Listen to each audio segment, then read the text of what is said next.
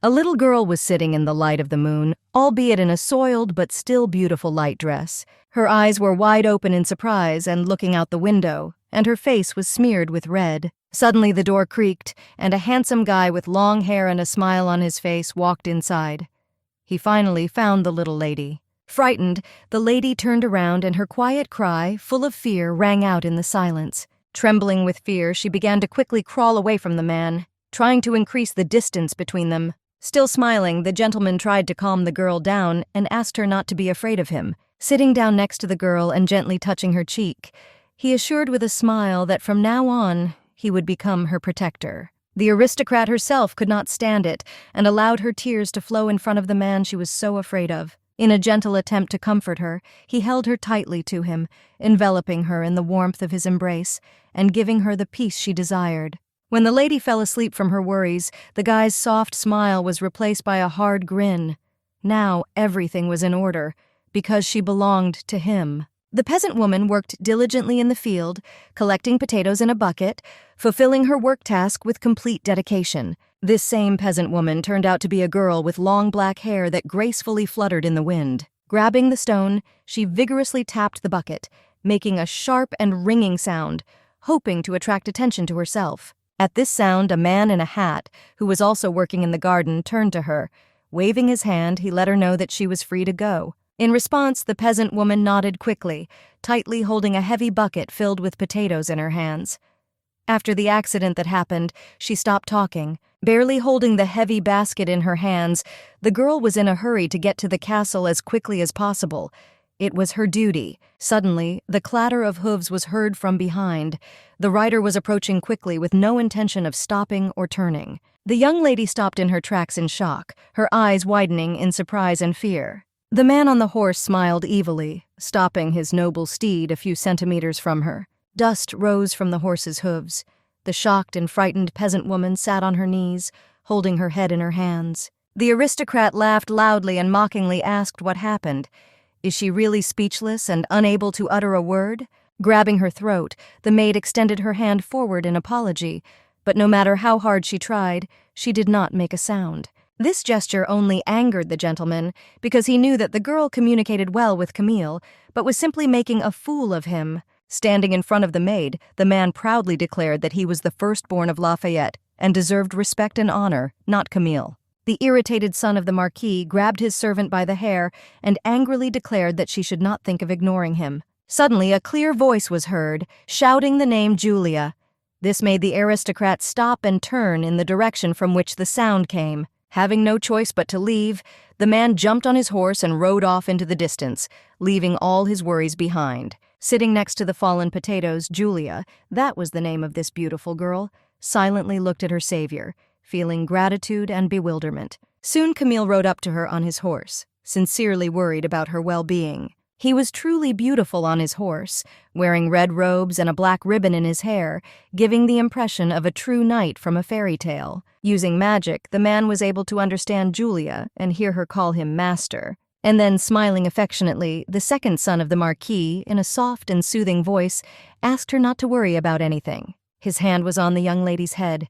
He promised that he would never leave her and would always be by her side. Large tears flowed down the girl's cheeks, and yellow flowers fragrant around the couple, filling the air with a pleasant aroma. Julia smiled through her sadness and tirelessly thanked her noble savior. At this answer, Camille frowned and froze in silence, as if thinking about something deep and important. Rising from her knees, the girl hurried to say that she needed to hurry up and collect all the potatoes from the ground, and the second son of the Marquis kindly offered her his help. But the reaction to his help was a hasty denial. He, being an aristocrat, could not afford to help a simple servant with such matters. Camille, beaming with a kind smile addressed to dear Julia, repeated with tenderness that his intention was only to help her, and nothing more. Such attention made the girl blush, and a blush filled her cheeks. In an attempt to quickly get rid of shame, the maid began to nervously shake her head from side to side. The coat of arms of the Kingdom of Arcadia, symbolizing the blood ties of the royal dynasty of the two ducal families, as well as the marquises who have served the crown since ancient times, carries a unique ability known as arcana. The second son of the Marquis, Mr. Camille, just had the gift of temporarily weakening complex diseases and curses. Walking with her owner, Julia could easily carry on a conversation and laugh carefree, as if the sounds of her laughter were a melody of joy. With a crash, the potatoes were thrown onto the floor, collected by honest labor. Suddenly, the door swung open and an angry maid came out with a displeased expression on her face. The freckled maid started shouting loudly at Julia, calling her stupid and asking why she was taking so long to complete such a simple task. However, before Julia could respond, Camille intervened and, sincerely sorry, asked for forgiveness, since it was he who caused all the trouble. Having asked Julia a question about what she was going to do now, the young master heard in response that she had a new task: to wash all the collected vegetables. As an apology, the black-haired girl bowed deeply to the angry maid. The young marquis again sincerely expressed his apologies to the servants, but this time for the confusion and awkwardness shown by Julia. Like a pasted smile, the smile never left his magnificent face, even when the aristocrat called the girl poor and unhappy. At this time, the maid's head was filled with gloomy thoughts about why the master was so worried about an ordinary servant who was not worth even the slightest glance. Slowly, Camille's smile took on a predatory hue. There was no more kindness or honesty left in her. Night fell, illuminating the old dilapidated house, whose cracks, like the wrinkles of time, reflected the soft light of the moon. Crossing her legs in front of her, Julia sadly reflected on the fact that she had failed this day again and failed in her duties. There were footsteps on the street. Someone was heading towards the girl's house, holding a broom in his hand with bad intentions, like a harbinger of a thunderstorm. The young maid's eyes widened in horror. The night was deep, and who could be in the yard at such a time? The footsteps became louder, and the night visitor was already standing right in front of Julia's door. The girl's house was located far from the servants' residence and the castle, and in its size it was also not particularly grand. The door swung open, letting light into the room and revealing a frightened lady wrapped in a blanket. Her eyes widened in surprise, because at that very second she recognized her late guest, namely Sir Gregory, heir to the Marquess, who stood with a bottle in one hand and a threatening weapon in the other. With one wave of his hand he caused Julia severe pain, using his weapon and forcing her to close her eyes. When she didn't make a sound, Gregory almost ground his teeth in anger. The situation was not fun at all. Soon, the man turned around and left her house, leaving behind an atmosphere of tension and understatement. Julia's whole body was frozen with fear. Even though he caused her trouble, he never broke into her closet. The only hope for a normal life was Mr. Camille, who was always so kind and affectionate with her. The sun rose above the horizon, filling the atmosphere with freshness and delighting everyone with a new day. However, for Julia, the beginning of the day was marked by splashes of water that fell on her head, tied with a white scarf. Without the right to vote and feeling negative reproaches addressed to her, the poor girl humbly bowed in apology to the maid. Nearby stood a barrel of unwashed dishes that needed to be cleaned as quickly and thoroughly as possible. Breathing heavily, Julia rushed out into the street, dragging a heavy barrel behind her. Behind her back, 2 servants condemned her, calling her clumsy and claiming that it was time to fire her long ago. A young maid with pigtails asked them to speak more quietly. After all, when they discussed the local quiet woman, her mood rapidly fell. But the young girls were joined by their owner, Camille, and at that moment they beamed with joy, at the same time embarrassed by the unexpected attention. Since tonight's dinner was wonderful, he decided to go down and thank them from the bottom of his heart. The freckled maid covered her reddened face with her hand and replied that the master should not have done this. All the employees adored him. Turning his head to the side, Camille noticed something strange that did not immediately catch his eye. His question about where Julia was made the maid change her smile to anger. What did he care about this worthless girl? The second son of the Marquis explained that he was simply worried about his colleague, and then, noticing a familiar face in the crowd, he pointed his finger at her. It was a maid with brown hair. When asked to bake Julia brioche, she did not react too cordially, because baking for a gentleman is a completely different matter. Since Camille had many urgent matters to attend to, he could not linger with the servants and politely bid them farewell. As soon as the door slammed shut, the faces of those gathered changed, becoming dissatisfied and angry. Julia, having completed her task, returned with an empty bucket and a tired look, reflecting the severity of the work done. Before she could take a single step, she was suddenly faced with spoiled food that spilled over her head. Under the laughter of the other servants, the peasant woman could not move from her place in shock, not understanding what had happened and why. Barely holding back her tears, she sank to the floor and began to clean up, trying to put the scattered food in order, while all this time an aristocrat was watching her from under a heavy burden, causing an unpleasant situation that arose due to a misunderstanding. But instead of compassion and guilt, he only smiled and blushed, his thoughts focused on how cute Julia looked in this state. As evening fell, the girl was left alone in her small abode, immersed in thoughts about food. Finally, with a hungry stomach and heavy memories of the past day, she hugged her knees to her chest and tried to hide from her thoughts. A click broke the silence, and a fair-haired nobleman entered the room, asking if the stupid maid had messed up again. Dark circles began to appear under Julia's eyes, indicating a sleepless night. She was afraid of Gregory's unexpected. His hand abruptly met her cheek, and the woman's delicate skin turned red from the sharp pain, leaving traces of roughness. Unable to resist, the maid fell with unbearable ease onto the cold stone floor, leaving behind only the echo of her helplessness. Her hair was soaked in the icy water, and as she silently begged Gregory to stop, she realized she couldn't make a sound. Mocking Julia, the gentleman mockingly claimed that he and Camille were in league. However, the man suddenly fell silent. A very revealing appearance of a maid in a wet dress appeared before him. On her face, tears mixed with cold water, forming a touching sight, full of despair and hopelessness. As if to sum up his rage, Gregory kicked her one last time, mouthing words about how she pissed him off. With a wave of his cloak, he turned away and walked away, leaving only shadow and bitterness behind him. The girl was left alone with her. In the morning, while the old maid was combing his hair, Camille shared with her his intentions to have lunch with Julia.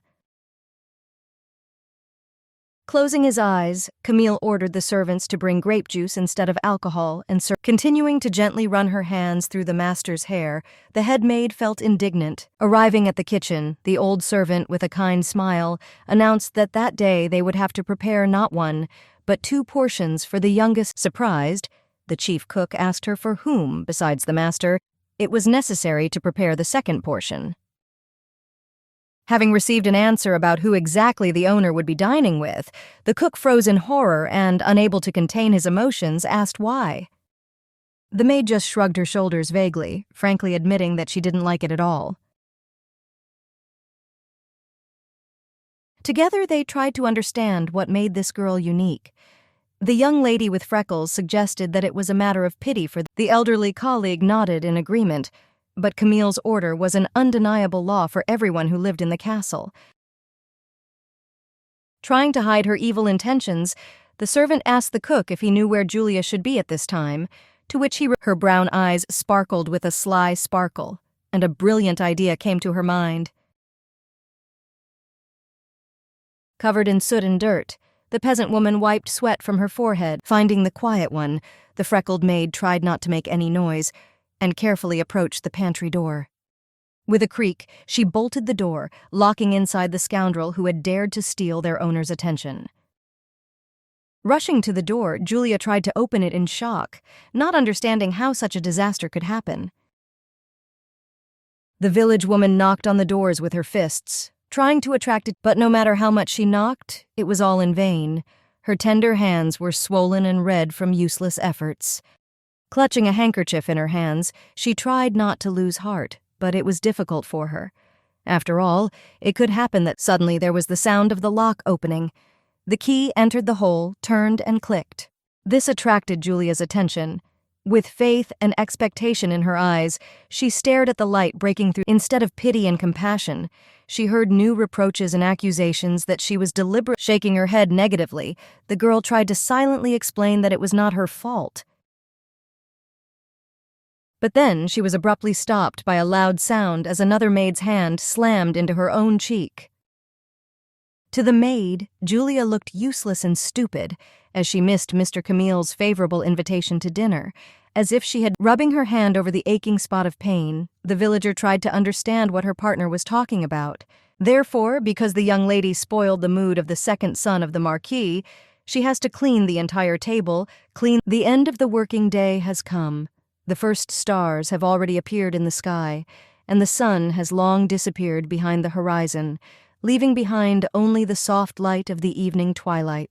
A mop with water gently scrubbed the stone floors, leaving behind freshness and cleanliness. Suddenly, Julia received a visitor, her brother Gregory, who was surprised to see her alone when the other part of the staff went on vacation. Their glances crossed, and Camille hastened to ask a question that worried him about the others. There was concern in his eyes. Having received only an apology for his stupidity in response, he gently asked what exactly she was asking for forgiveness for. Unable to contain herself, Julia burst into tears and admitted that she had absolutely no idea about the joint lunch that was supposed to take place that day. Waving her off, the Marquise's son hastened to console her, saying with a kind smile that it was not such an important event. In a mad attempt to find an excuse, Julia involuntarily said the master's name, as if this could change the situation. She wiped away her tears with her hand. Others were right about her. Only a very stupid person could miss such an opportunity. Suddenly, something soft appeared in front of her face. Camille hugged her, enveloping her in his warmth and support. The gentleman convinced her that if he did not disgust her, then everything was in order.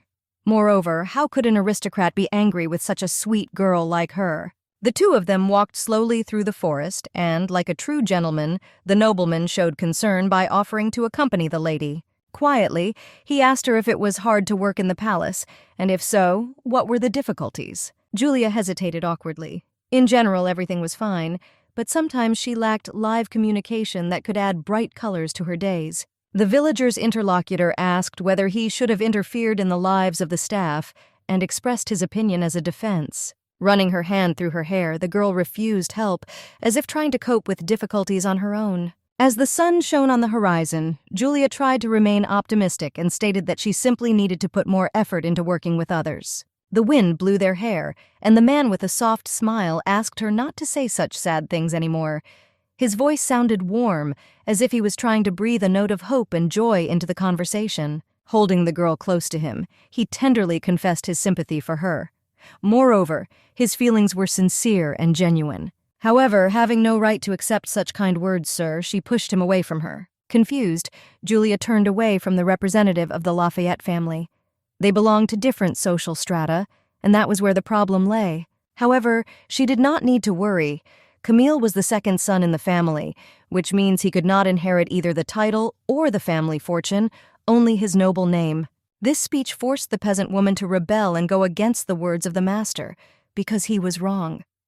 Everyone in this house loved Camille very much and respected him for his kindness and generosity. The Marquis's son again embarrassed the girl, saying that she was right, and in order to ask for her hand, he should have more power. Noticing her shyness and awkwardness, Camille hastened to reassure her, explaining that he had nothing bad on his mind, and probably he should not have expressed such words. The only thing he could ask dear Julia was to remember how much she was dear to him, because he had a special place in his heart for her. Their conversation came to an end, and it was time for the girl to return home. Since it was unsafe to go alone, the aristocrat offered to accompany her, showing care and attention. It turned out that brother Camille had been hiding behind the tree all this time, jealously and enviously watching the couple in love. Arriving home, Julia began to change into her nightgown, and the moonlight softly illuminated her thin body. Remembering the master's words, she involuntarily felt embarrassed. He was probably just making fun of her, but deep down she couldn't shake the feeling that his words could be hiding something more. She should not have taken these words to heart, but despite this, the maid was pleased to hear them. This was her chance to be happy. The vase broke with a crash and anger, falling to the floor and scattering into dozens of sharp fragments. The eldest son of the Lafayette family broke the vase, filled with rage after what he saw that evening. The reason for his anger was the servant and his younger brother. His face glowed with anger. Everything in this mansion belonged to him, not Camille, including that clumsy girl. Standing in front of the door, which he knew like the back of his hand, Gregory, with an arrogant tone, ordered the girl to open it immediately, without even a second's hesitation. The voice filled with rage made Julia flinch. She couldn't help but wonder why this terrible man had come to her, capable of hitting her without feeling a drop of remorse. Opening the door, she realized that the eldest son of the Marquis looked different. His eyes glowed strangely with something unpleasant, making her heart skip a beat with anxiety. Quickly grabbing her by the fabric of her dress, he began to pull her towards him, his movements decisive and persistent. Having dropped her to the floor, he himself also fell nearby, crushing her with his weight. The girl was not very pleased with this, but she understood that her strength was not comparable to his power. An unfriendly smile appeared on the nobleman's face, betraying sinister intentions in her direction. The man intended to make this loser understand who was her master here. The lady's hands pressed against the guy's chest, trying to push him away and increase the distance between them. His company was extremely vile and disgusting. Gregory, watching her funny attempts, just smiled. This provoked him even more. Julia froze in amazement when she heard him ask whether she herself really wanted to seduce him. The master's word was a law that no one could contradict. Servants, like furniture, belonged to the masters, and Lafayette's eldest son did not mind demonstrating this to her in practice. Despite the fact that the girl was useless at work, her face was cute enough and could be suitable for carnal pleasures. When Gregory was about to commit a terrible crime and violate her, they were suddenly interrupted by another man knocking on the door. It was the youngest son of the Marquis, who had returned to return the handkerchief to the lady with whom he had walked that day.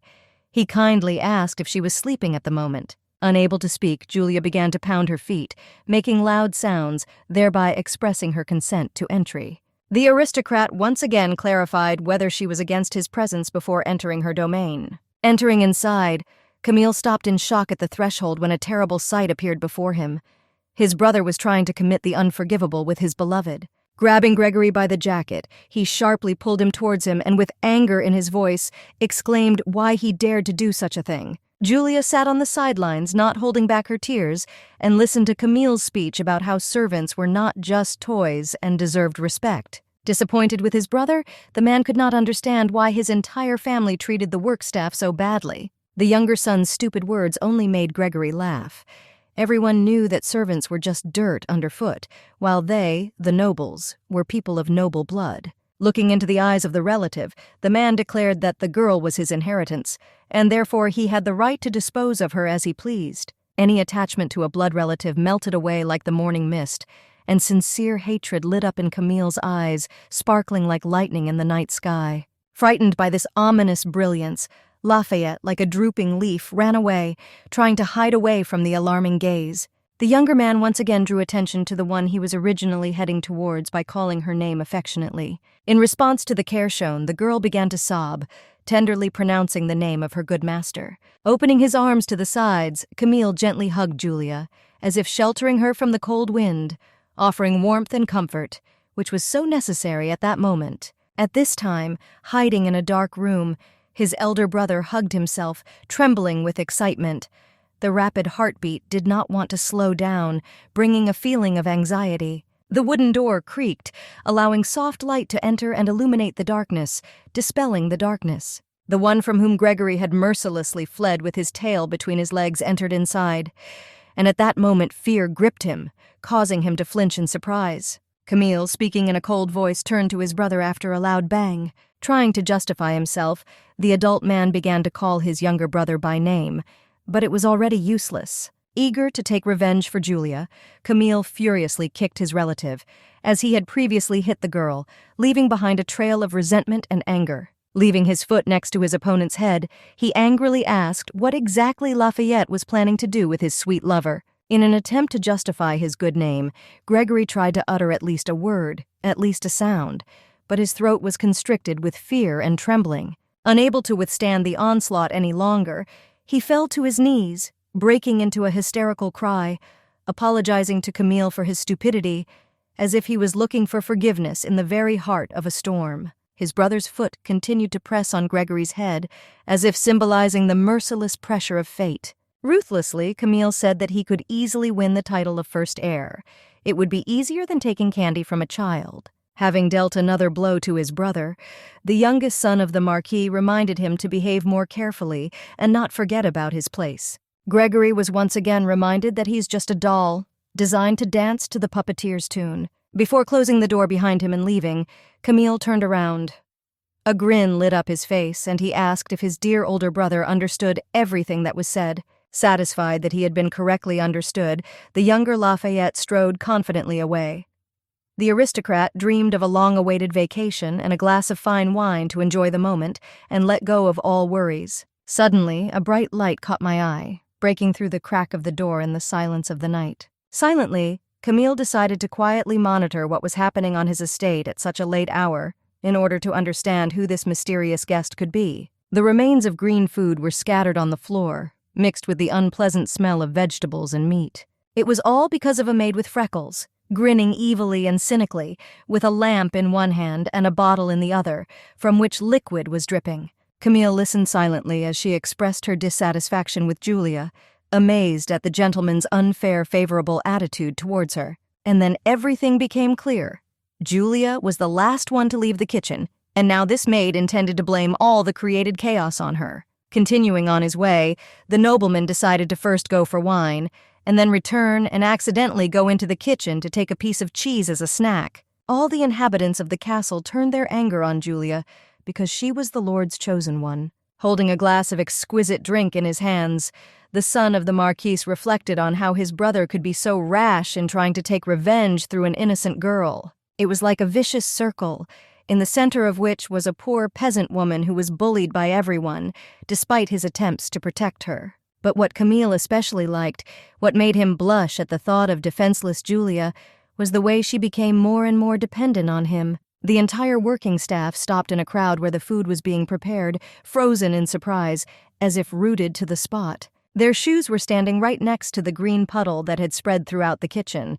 This was absolutely incomprehensible to the servants of the Lafayette family. Julia, as soon as she opened the doors, was faced with a loud scream directed in her direction.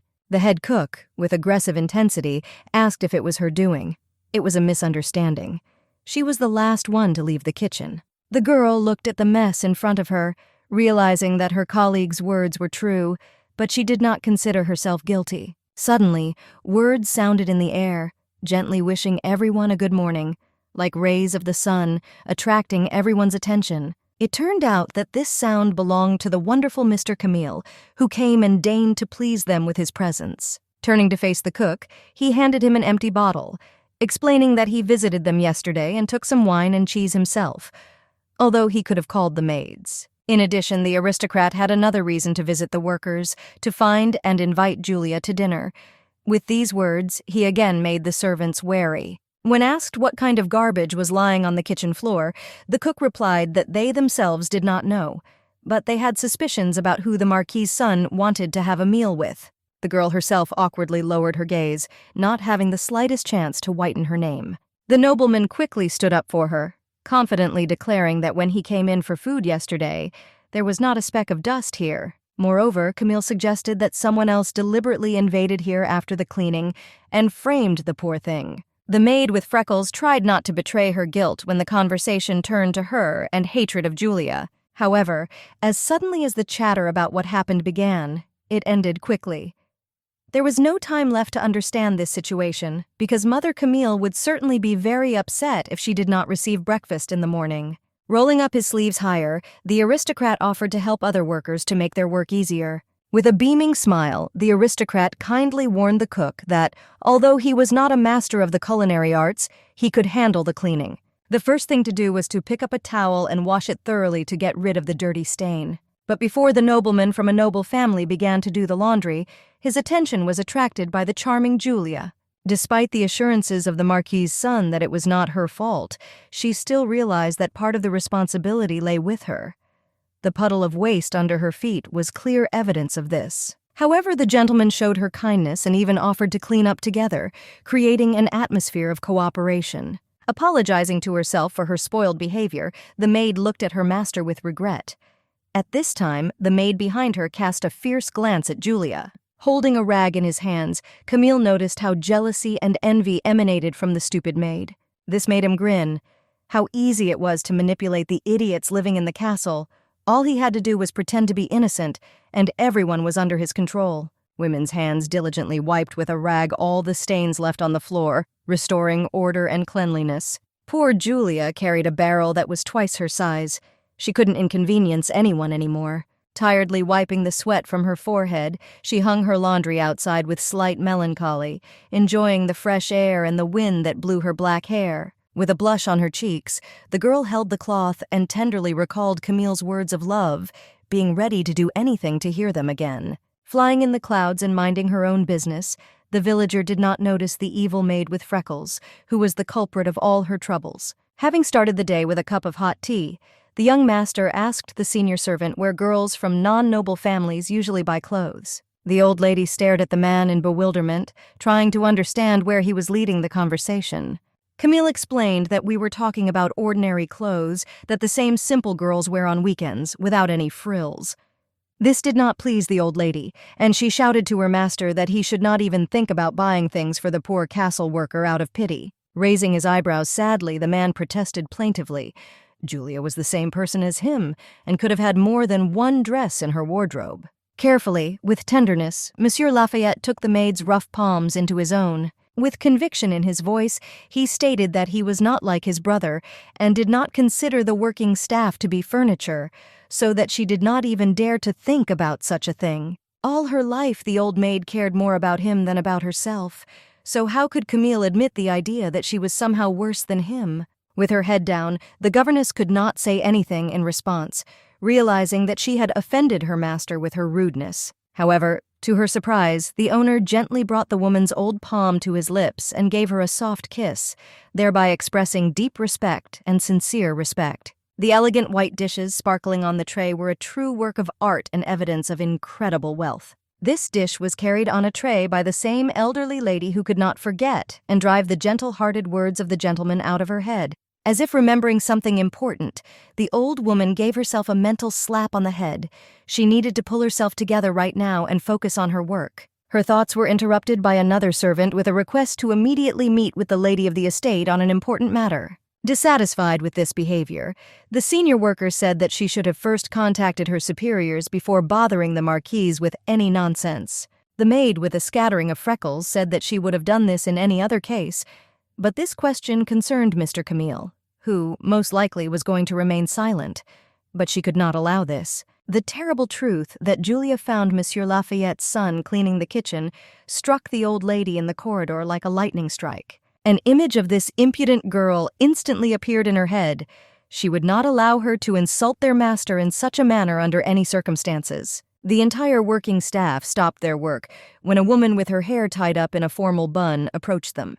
With surprise, the cooks recognized this stern lady as their mistress, the marquise, and hastened to find out for what purpose she visited their modest company. With her appearance, the woman resembled her sons, and her gaze did not inspire hope for something good. Behind the owner of the estate stood two maids who escorted the Marquise of Lafayette. With a cry similar to the scream of a tower, the marquise ordered to bring the mediocre girl who dared to manipulate her son.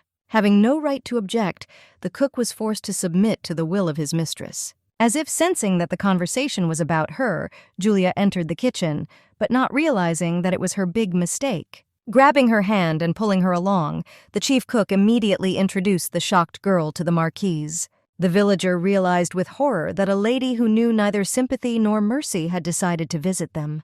Without giving any explanation, the marquise ordered the butler to take Julia out of the kitchen as quickly as possible, as she was disgusted to look at her. The quiet woman, unable to utter a word due to her muteness, was grabbed by the hand and pulled away by the man. Unaware of what was happening in the castle at this very moment, Camille sat peacefully in his office, immersed in reading a book. Suddenly, his brother suddenly opened the door and ran into the room, screaming piercingly, breaking the peace and quiet. Annoyed, the younger Lafayette interrupted his reading and asked the relative what the purpose of his visit was. Did he really not know how to knock? Gregory only managed to shout Julia's name and report the terrible misfortune that befell her during his absence. The hand holding the weapon was raised high in the air, ready to deliver a powerful blow. Pain pierced the girl's back, and she looked up at the ruthless man in front of her, thinking about the reasons for such a terrible punishment. The butler reminded the executioner that the marquise ordered as many as 100 lashes to be administered before driving this girl out of the palace. Before leaving, the servant reminded the tormentor not to even think about feeling sorry for the poor thing. The harder the blows were, the more he would have pleased the Marquise of Lafayette. Holding back the pain through her teeth, Julia began to cry, but not from suffering, but from the thought that she would never be able to see her master again. With elegance, sitting in a chair, as befits a true aristocrat, the woman turned to her son, asking the question about the reasons for his appearance at this hour. Coldly, she reminded him that rumors were only tools for a noble to be used, not to be attached to.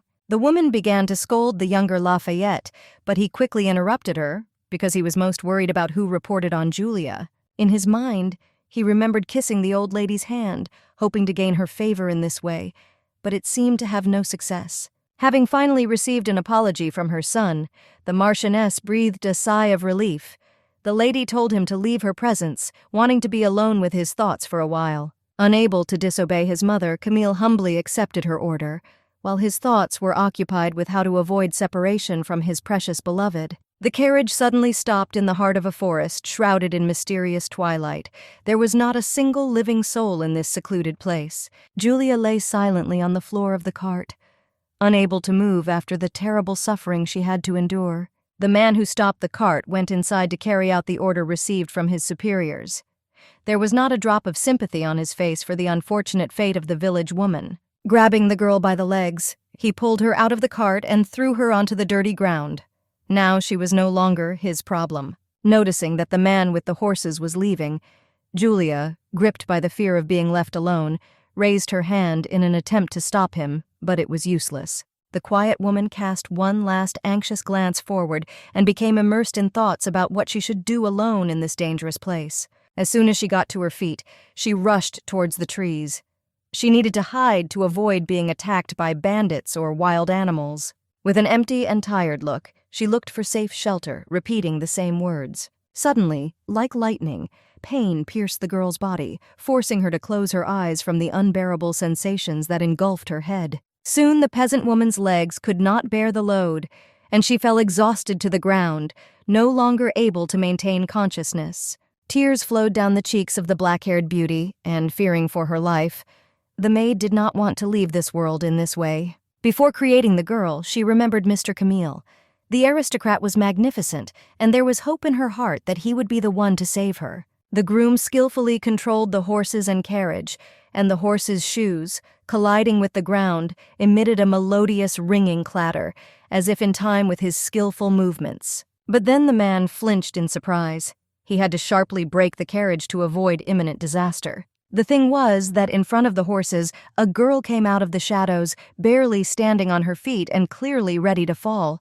The sudden stop caught the attention of a tall, steel-jawed man who looked like the epitome of aristocratic elegance. Getting out of the carriage, he asked the groom what was the reason for the stop. His broad shoulders were like fortress walls, inspiring respect. The man hastened to apologize to his master, explaining that a man suddenly ran out onto the road, like a shadow emerging from an unexpected abyss of time and space. Surprised, a guy with hair the color of a raven's wing and the same eyes asked if his servant really met a man in the forest in the middle of the night. Approaching the figure, he realized that in front of him on the cold ground lay a woman, unconscious from exhaustion. In addition, bloodstains appeared on her worn clothes made of cheap material, like disturbing marks telling of the suffering she had endured. Slowly, tears dripped onto the dirt-covered cheeks of Julia, who was fast asleep and in no hurry to return from the world of dreams. Worried, the man carefully lifted the girl with his strong arms, trying not to hurt her. She seemed surprisingly small and fragile in his arms. The servant suggested that this peasant woman was probably from the slums nearby, with which the aristocrat could not but agree. Pulling his hand away from her back, he noticed that the once white glove was now dyed a bright red. Without hesitation, the nobleman again picked up the girl in his arms. While she continued to sleep, he decided to take her to his estate, where he could provide her with first aid and ensure safety. At that moment, time seemed to stop for Camille. His eyes widened and his mouth dropped open in horror when he realized what had happened. Shouting at the maid, the younger Lafayette could not believe that his hidden lover had been driven away from the castle. Lowering her head, the elderly lady admitted that it was the Marquise's order. First, give the scoundrel several lashes, and then take her outside the residential area and throw her into the forest. Camille was overcome with a feeling of rage when the maid mercilessly asserted that the quiet woman herself deserved such an attitude. Unable to contain his true nature, the Marquise's son grabbed the maid and pushed her against the wall, demonstrating all his strength and anger. In agony, the woman began to cough, trying to get at least a breath of air out of her chest. Her face was distorted with fear and pain. Camille's face was silent as he set a condition for her. Either Julia returned back to the castle, or the old lady immediately went to heaven. These cruel words made the servants gasp loudly and almost cry, leaving her completely horrified by what was happening. While the maid was trying to catch her breath, the aristocrat, full of determination, was ready to immediately go after his beloved. However, the Marquise's son understood that in this case, his mother's wrath would fall on him with enormous force. Wanting to go out, the man was stopped by the voice of an old lady. She asked why he was so worried about such a worthless person like this simpleton. Coldly and aloofly, Camille said as he snapped that Julia was his property, not so different from her older brother. Night fell, illuminated only by moonlight. Not a single star was visible. The wind blew pleasantly. The broom was clutched tightly in his hand, and his fingers clung to it with a death grip, as if it were the only stronghold in this raging world. Gregory cast a serious look at the servant, asking if he was the one who committed the misdeed. Uncomprehendingly, the man who hurt Julia stared at his master, trying to understand what he wanted from him. With a menacing exclamation, the elder Lafayette raised his hand with a broom, trying to restore justice and harm the quiet offender. Blow followed blow, and so the shirt on his back turned burgundy under the mocking words of the owner, asking if he liked the pain. A wild grin distorted Gregory's face, giving him a sinister look. If the servant wanted to save her life, he needed to bring the girl back to the estate before it was too late. When the man tried to protest, the elder Lafayette placed his foot on the worker's vulnerable spot for added emphasis, leaving him speechless. Holding a whip in his hand, the aristocrat angrily said that since he had not been told where exactly to leave the girl, the servant could well have brought her and thrown her right in his room. Flashing his sharp teeth, the son of the Marquis ordered the worthless servant to immediately go in search of Julia at that very moment. The quiet woman woke up in a luxurious bed filled with silks that gently slid over the skin, creating a feeling of comfort and warmth. She was trying to figure out where she was when the man who had been nearby all this time softly asked if the girl had woken up yet. The owner of a beautiful appearance smiled good-naturedly, resembling a white rose, radiating purity and tenderness. The quiet woman did not take her big eyes off the handsome man, trying to figure out who he was and what place he occupied in this mysterious world. The aristocrat, with sincere attention, was interested in how she was feeling, whether it had improved or not. Patiently waiting for an answer, the man stared questioningly at the girl, who was silent. The silence began to become unbearable. After thinking, the nobleman made a reasonable assumption that the girl could be mute. When asked if she knew how to write, Julia shook her head from side to side in confusion, expressing a complete lack of hope. As if disappointed, her savior lowered his head, and this made the quiet woman flinch. She didn't want to upset him. Understanding the poor thing perfectly and without further ado, the man confidently said that everything was fine and there was no disappointment. Having placed a chair next to Julia's bed, the man hastened to introduce himself, considering this to be good manners and a sign of respect. Occupying a high position in society, the aristocrat proudly bore the euphonious name Glenn de Vestris and was the duke of the entire country, personifying nobility and greatness. From an unexpected shock, the girl opened her mouth, realizing that she was talking with the duke himself.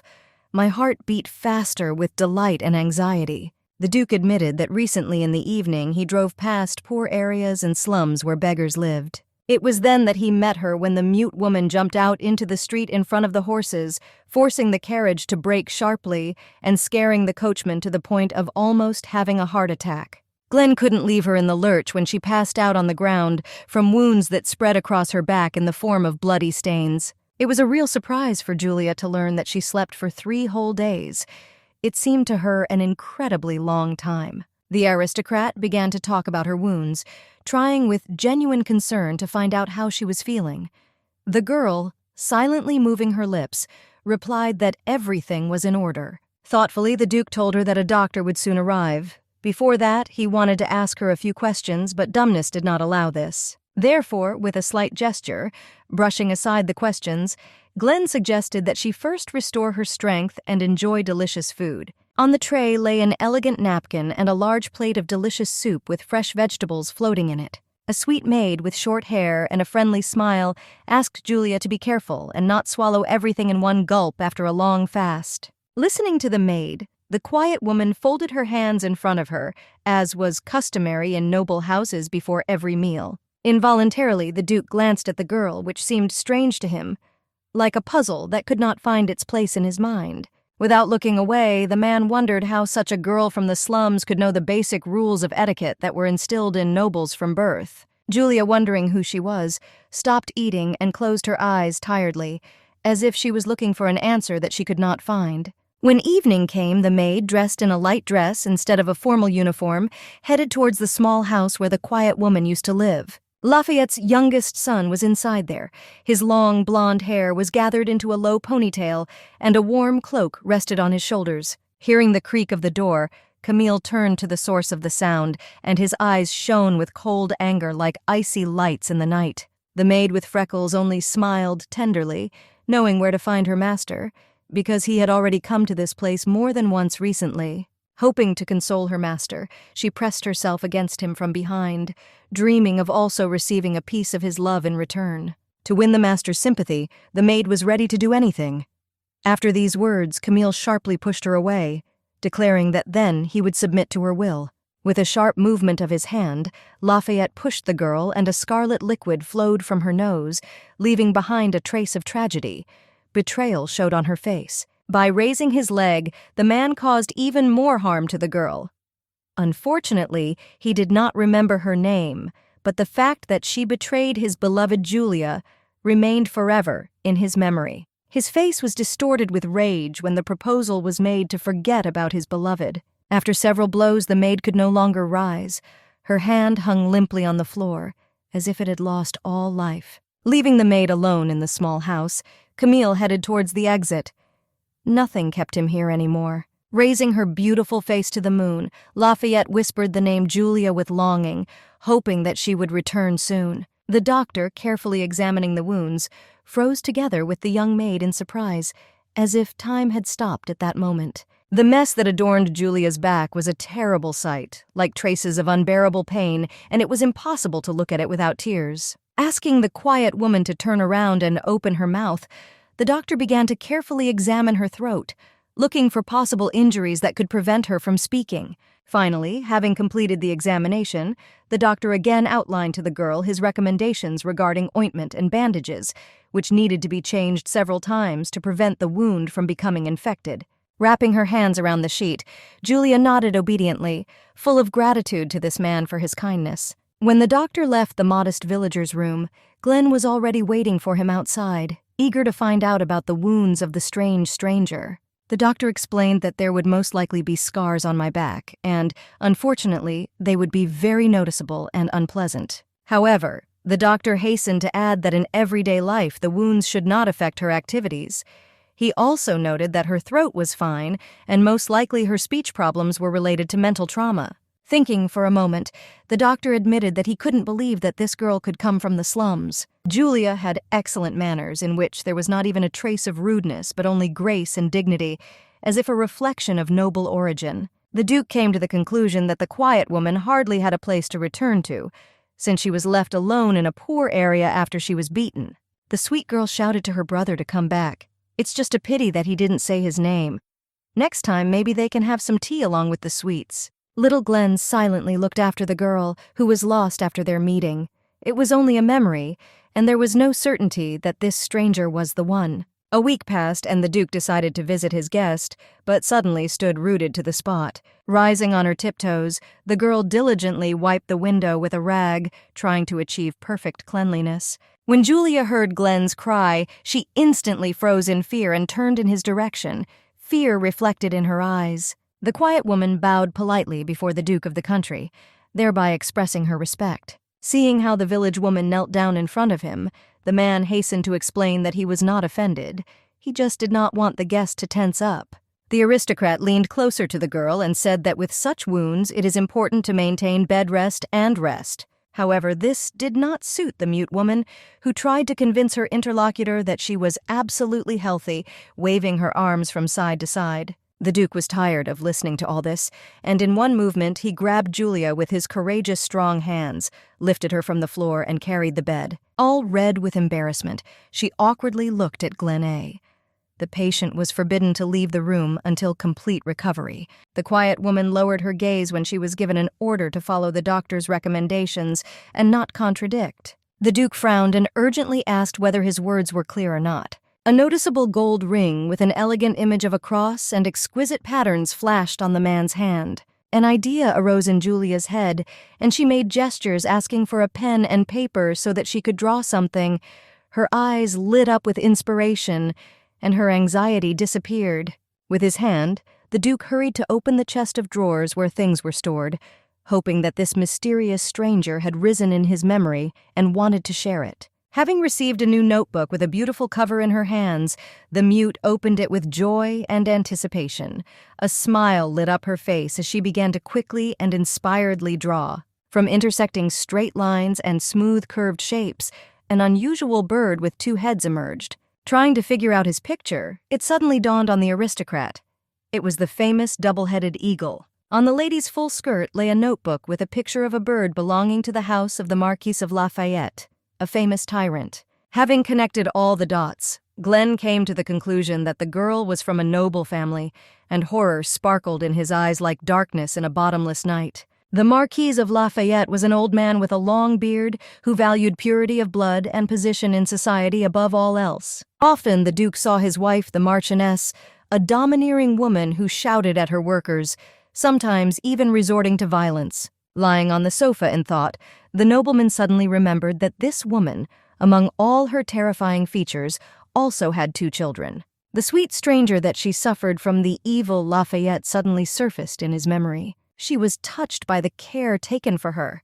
They treated her, fed her, and supported her.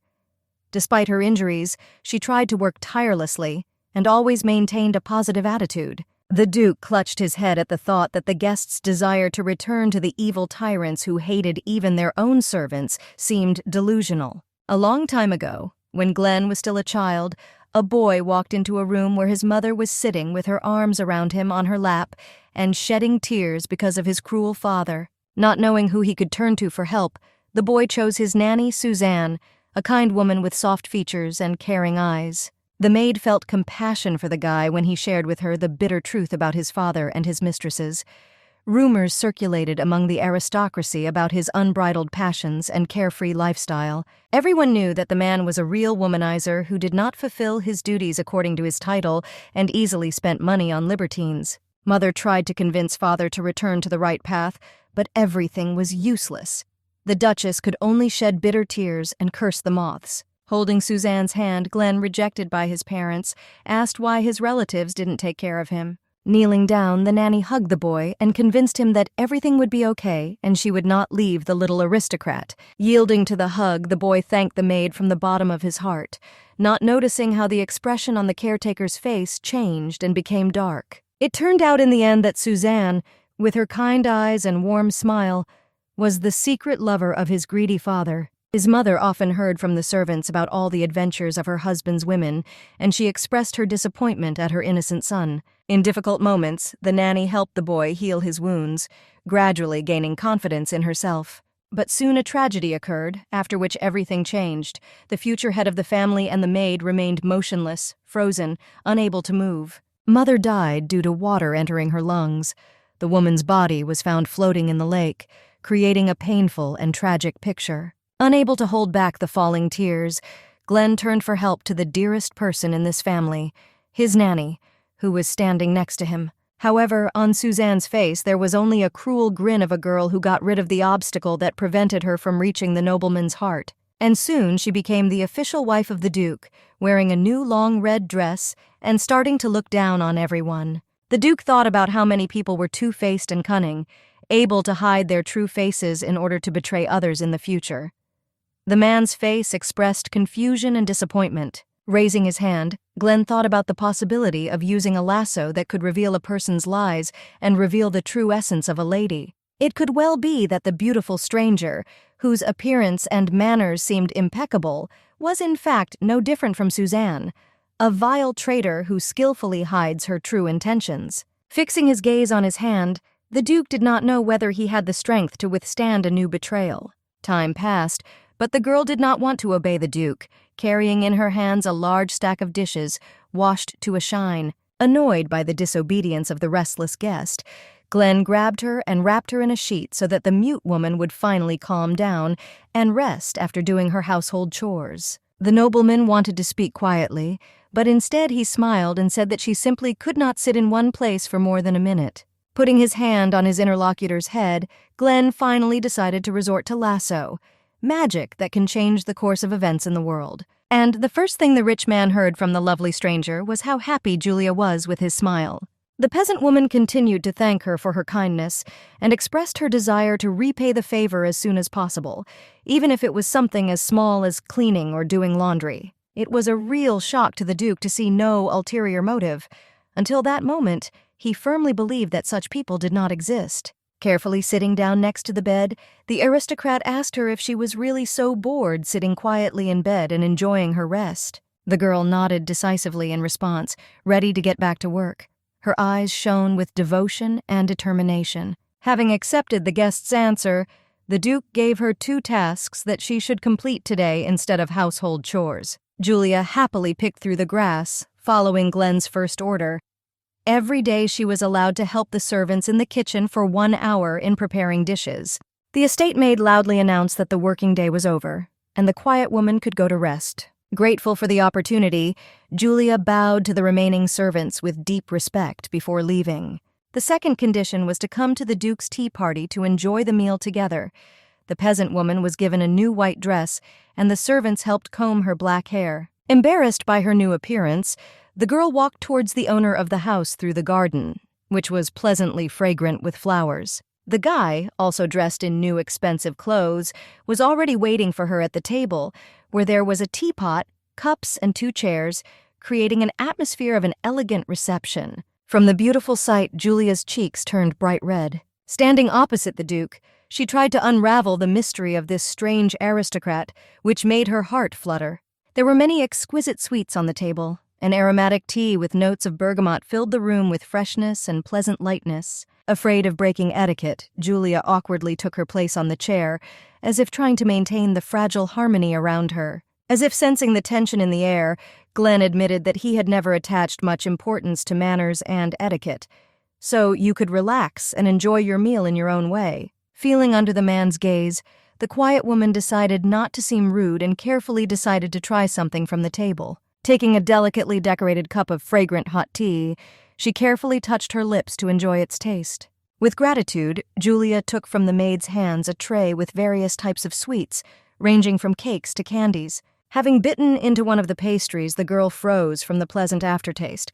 One of her cheeks was stained.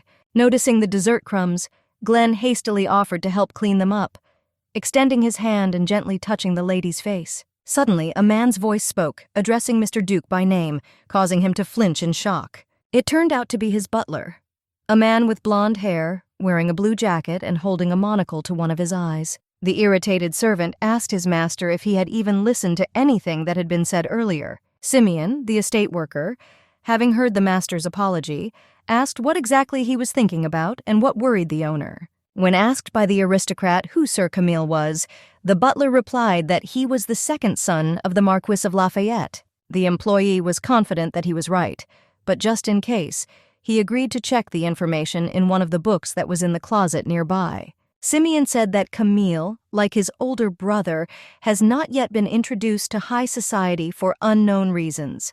While Gregory was 23 years old, the youngest was only 20. The Duke found it strange that young people had not yet been represented in secular society. The butler suggested that perhaps the circumstances were not in their favor. In addition, the servant knew that the Lafayette heir had abilities related to treatment and healing. Rising from his chair, Glenn suggested that the Lafayettes might be hiding the fact that the lasso did not belong to their eldest son. Perhaps it was the younger one who inherited magical abilities. The butler's eyes widened. This could completely happen and sounded very logical. It turned out to be an interesting situation, where Camille was the youngest son in the family and had no right to inheritance. Glenn rested his chin on his hand thoughtfully. If his guess was correct, then by revealing the debut of their sons, the Lafayette family is trying to hide this terrible secret and maintain their dignity.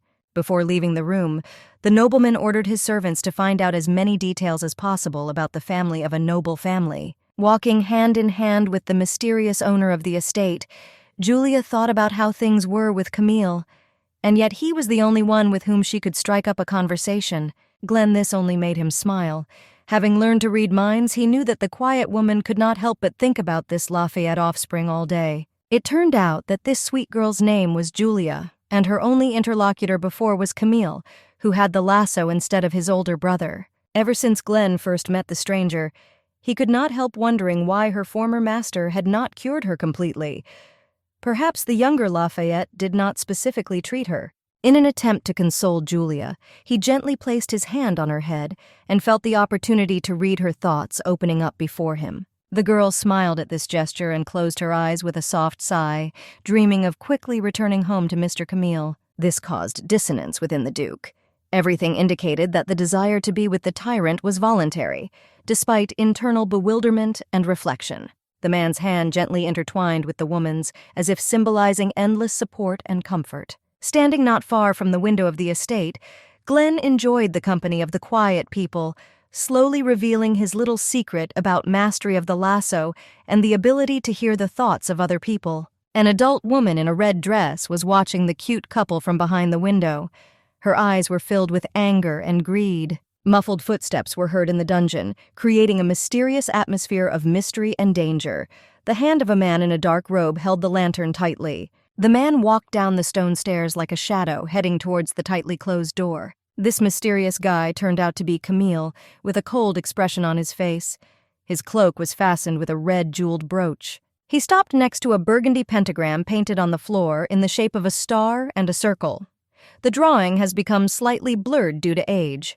Dropping down next to the painting, the younger Lafayette took out a bottle of red stones from his pocket, their shine deftly playing in the rays of light. Completing his mystical actions, the Marquise's son screwed the lid back on with a confident movement of his hand.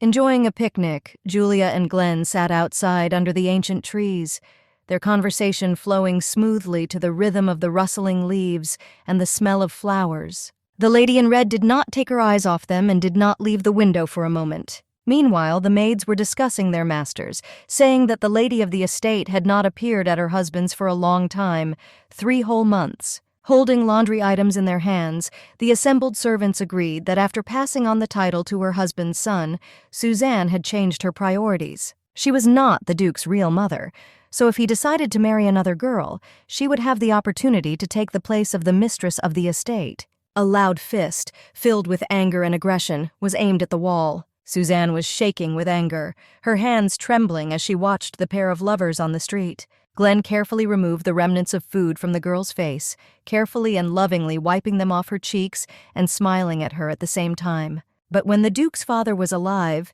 she proudly bore the title of Duchess. It was only for this reason that the former nanny decided to marry a womanizer in order to inherit power. Then, in her youth, Suzanne could not contain her joy at the sight of the boy, and this moment became a fatal mistake, determining her future fate. The aristocrat's current stepmother was sure that Glenn would never again have relationships with other women, but it seems she was wrong. Not wanting to put up with the way her power was slipping out of her hands, the lady decided to act, and in one motion opened the doors.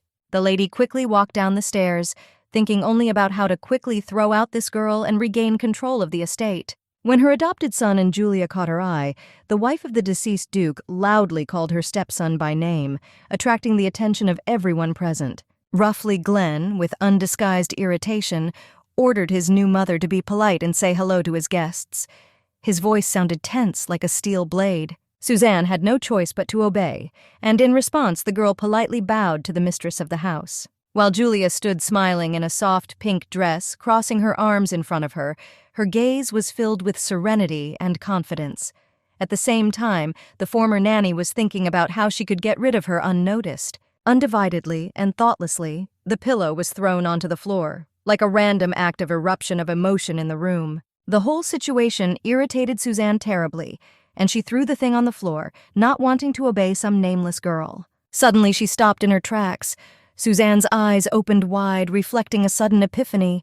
A brilliant plan flashed into her mind. The lady's graceful fingers deftly held the pen, its tip easily sliding across the paper, leaving behind clear and graceful lines. An evil grin appeared on the woman's face, her eyes sparkling with an ominous gleam as the last point in the letter was completed. A young lady with pink hair and eyes of the same color held the letter with trembling hands and was outraged by what she read. How dare Glenn, who avoids everyone, bring some beggar woman to their estate and have an affair with her? It was known that the arcana of Gregory, the eldest son of the Marquis, bore the name Curse, while Camille's arcana was Liberation, as the opposite of his brother, which gave their family dynasty a mysterious connotation. Slightly incredulously, the Duke held in his hands the document that the butler had procured for him. Simeon immediately apologized to his master, but due to a lack of information, he was unable to find other details. The arcana of the youngest son of Lafayette, mysterious and enigmatic, gave rise to many questions for which there were no answers. With curiosity, his eyes sparkling, the servant asked what exactly made Glenn come to this conclusion. Julia could speak after using the healing arcana, but only temporarily, and then became mute again. To make sure he was right, the Duke, with a touch of doubt in his voice, asked the butler again. He confirmed his theory about Camille's temporary power. The father of 2 sons, the Marquis, rarely appeared in public and was rumored to suffer from poor health. Pursing his lips, Glenn could not understand the aristocrat's motives, but his main desire was to save his guest from harm. Suddenly there was a quiet but decisive knock on the door, like a light touch of fate, followed by hasty apologies. The servants came inside, announcing that tea had been served, followed by sweet Julia with a graceful figure, a beautiful bouquet of delicate pink roses sparkling in her hands. Blushing with embarrassment, Glenn could not take his eyes off the girl. The quiet woman helped the gardener all day, which allowed her to collect the bouquet, and now she wanted to give it to the Duke. Approaching Glenn, one of the workers whispered in his ear that she had collected these flowers especially for him. Smiling tenderly, the girl with lively eyes and soft features carefully arranged fragrant flowers in an expensive white vase. The man agreed with his servant that the girl often walked in the garden. And then, as if having come to his senses, the aristocrat asked how the ordinary servant knew so much about the preferences of their guest. It turned out that Julia herself told the employee everything using sign language, and she did it very skillfully. Surprised, Glenn froze in place, unaware of such a method as using sign language to communicate. Seeing his master's reaction, Simeon could not restrain himself and laughed, covering his mouth with his hand. The quiet woman, noticing the strange conversation and laughter between the men, became interested in what exactly they were laughing at. Her gaze was curious and puzzled at the same time. The Duke turned to face the girl and called her with a polite and inviting gesture. At this moment, Julia gracefully and subtly bowed as a sign of politeness. But before the nobleman could utter a word, the servants intervened in their conversation. The mute has not yet completed her duties, and they will have to postpone the tea party until later. Walking along the corridors of the estate, the peasant woman was happy that she was able to make the Duke smile and give him a good mood. She walked past the window and thought about what she should do now, what household chores. But then a maid came out with a heavy basket containing laundry items. Unlike the cruel servants of the Lafayette family, the workers of the Duke's house were completely different. The Marquis's men were rude and never smiled, and Mr. Glenn was such a handsome man with dark eyes and high cheekbones that his appearance could interrupt the train of thought in any society. Despite all the Duke's kindness, Mr. Camille was no worse and was probably going crazy with worry. On the street, the girl approached the maid and returned all the things from the basket to her so that she could hang them up. Her thoughts returned to the younger Lafayette, who was probably horrified by the disappearance of the maid. Cringing in fear, Julia pressed her hands to her chest, as if trying to protect herself from returning to the house where she was beaten, humiliated, and ignored as if she was nothing. A memory surfaced in her memory of how Mr. Camille, with a look full of warmth and tenderness, confessed to her his sympathy and burning feelings. However, a nasty voice was heard, calling the girl a mongrel. An elegant aristocrat with pink hair and a blue dress appeared above Julia. Opening her eyes, the guest of the Duke's house stared at the stranger whom she had never seen before. This wonderful lady was lovely, like a rare flower blooming in the exquisite garden of high society. her fair skin and graceful appearance like the rays of the morning sun. But like a rose with thorns, the girl was not only lovely, but also cruel. Suddenly, she stepped on the other girl's hand with her heel, causing pain. With ridicule, the aristocrat said that there was no place for such nameless tramps in this estate. Obediently, Julia raised her head, and her forehead instantly turned a blazing red. Finally, the elegant noblewoman introduced herself with the name Ophelia de Arcadia. This name belonged to the royal family that ruled the country. Sitting on her knees, the peasant woman opened her eyes wide, not suspecting that in front of her was a person of royal blood.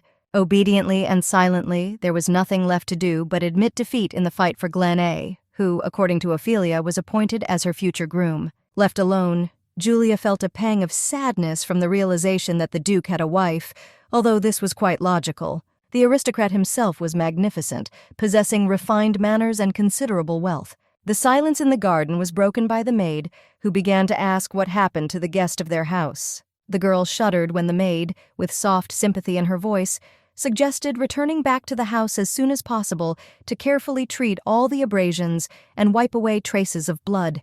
Grabbing her hand, the maid led Julia along, showing kindness and care in every move. Simeon, with a smile of gratitude on his lips, looked at his listeners before concluding his long and thoughtful speech. The ordinary worker, with sincere respect, thanked the nobleman in return. There, in the depths of the cart, among rough sacks and packed chests, sat Julia, who had thus decided to leave the Duke's house. The Marquise would be angry when she returned back to the mansion, so she had to find another way to meet Camille, avoiding her rage and the consequences. In the shadows, clutching her dress with her fingers, the quiet woman feared returning to the rude work-staff and her master's terrible brother.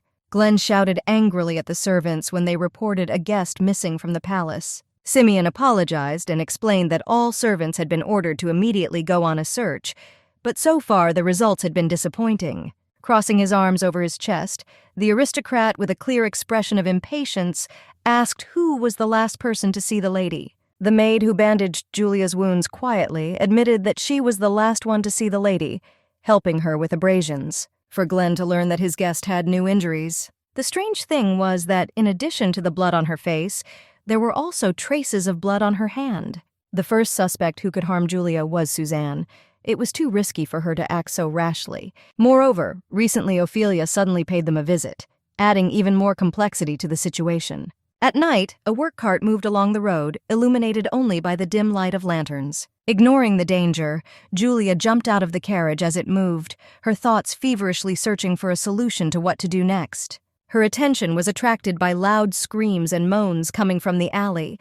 Embarrassed, the girl hastened to step into the shadows to give the loving couple privacy, allowing them to continue their passionate affair in complete peace. Horrified at the thought that people could be doing this on the street, Julia rushed away, trying to get away from this place as quickly as possible. But then there was an unexpected collision with another passerby, who was also walking along the streets. It turned out to be a man who rudely ordered Julia to open her eyes and watch where she was going. Noticing that Julia had a very pretty face, the bad guy grabbed her hand and dragged her along, intending to take advantage of her vulnerable position. However, at that moment there was a sharp blow, and the bully fell to the floor, defeated by the unexpected attack. The quiet woman who remained standing in place was shocked by what was happening. Tears appeared in her eyes when she recognized her savior. This man turned out to be Mr. Camille. He heard her silent requests for help and came to save Julia.